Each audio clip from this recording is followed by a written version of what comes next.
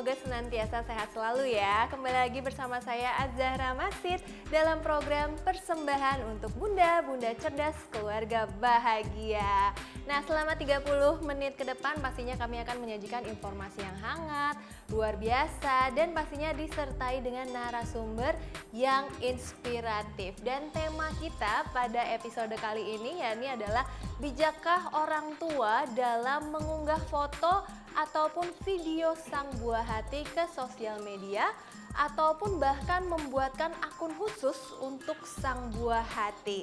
Nah, di era digital ini perkembangan teknologi membuat koneksi antar manusia tak terbatas, terutama dengan adanya media sosial. Bahkan nih bunda-bunda, dengan adanya media sosial, masyarakat memiliki kesempatan untuk mengunggah foto, video, ataupun cerita pengalaman hidup yang memiliki nilai sentimental. Mulai dari wisuda, bertemu sama teman, pernikahan, kehamilan, bahkan hingga tumbuh kembang sang buah hati. Tapi tak sedikit orang tua yang khusus membuatkan media sosial untuk buah hatinya meski umur si anak masih balita.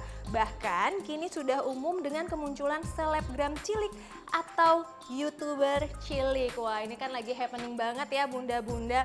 Tapi kayaknya ini kita akan membahas lebih lanjut ya bersama pakarnya, karena memang saya tidak sendirian, saya bersama narasumber yang pastinya luar biasa.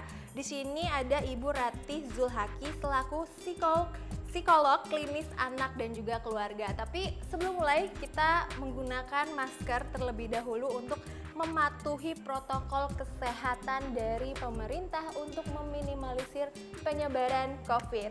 Ya, langsung saja di sini sudah ada Mbak Ratih. Halo Mbak Ratih, kita ketemu lagi nih. Iya.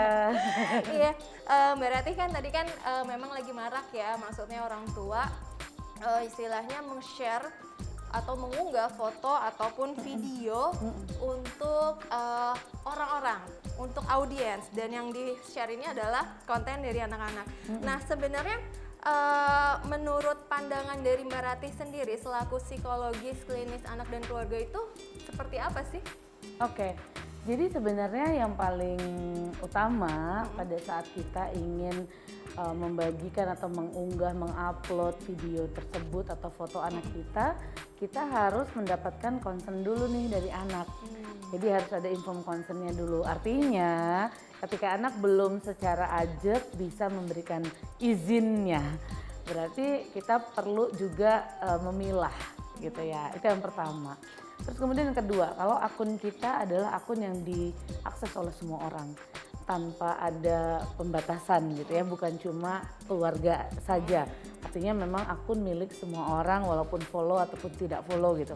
Berarti kita harus sebenarnya hati-hati dalam mengunggah si bentuk kontennya. Jadi bukan bicara boleh atau tidak, karena balik lagi itu adalah sesuatu yang sifatnya sesuai dengan kebutuhannya. Jadi dikembalikan ke arah sana.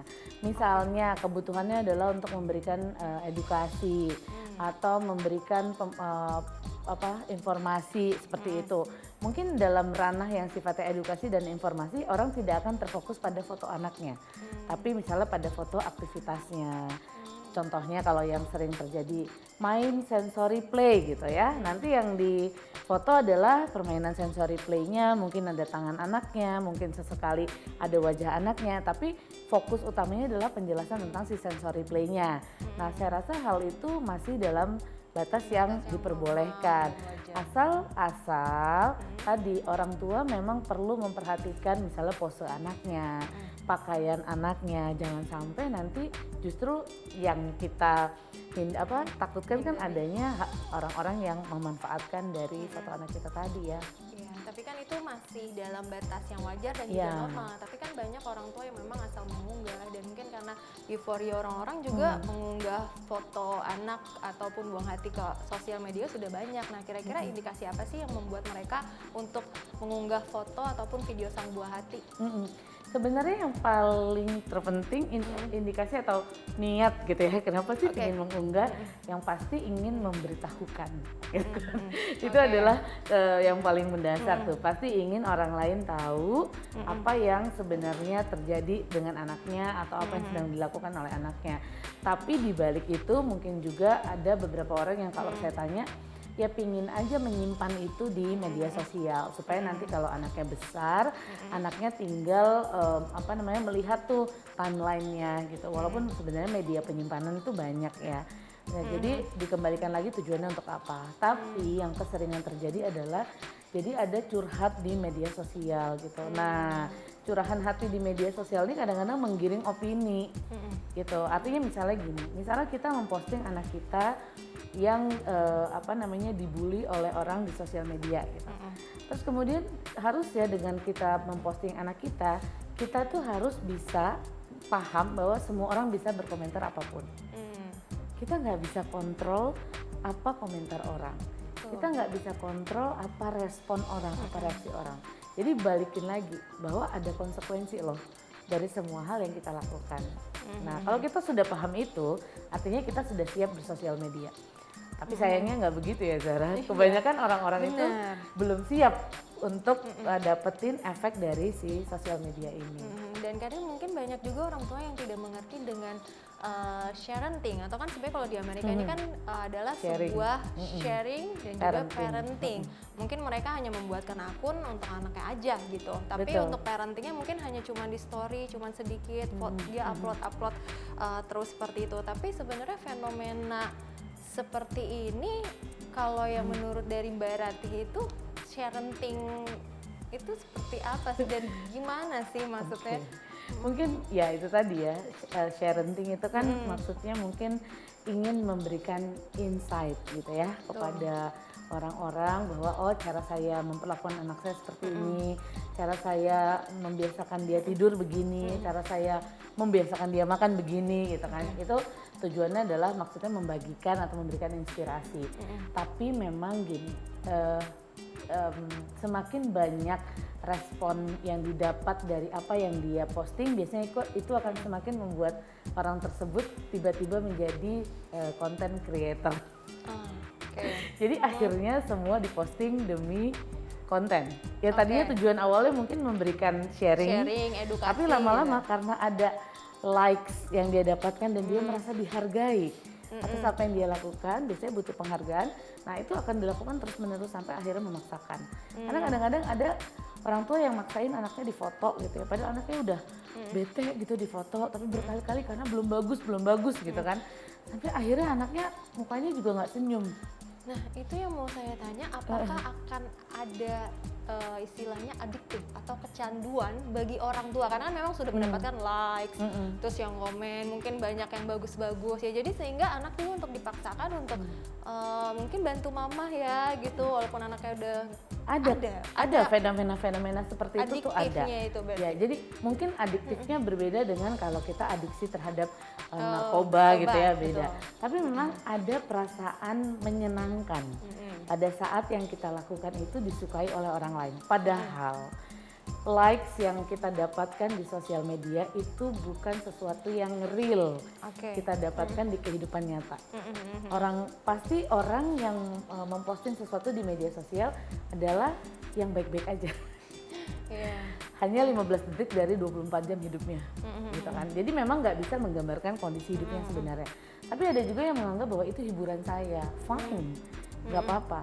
Tapi ketika kontennya berpotensi bahaya untuk anak, nah itu yang perlu diperhatikan lebih lanjut. Nah tapi kan tadi kan ngomongin soal mungkin ya ada kecanduannya juga sebagai orang tua, mungkin seneng mungkin jadi lama-kelamaan dapat endorsan dan segala macam. Tapi perilaku ini akan kira-kira menular tidak sih kepada orang lain, khususnya misalnya menimbulkan kecemburuan kepada orang tua lainnya, sehingga mereka juga akan seperti itu gitu, akan membuatkan akun untuk anaknya ataupun akan men-share segala aktivitasnya mereka soal parenting mereka kepada anaknya. Nah ini menarik ya, tadi karena disinggung sedikit tentang endorse gitu ya.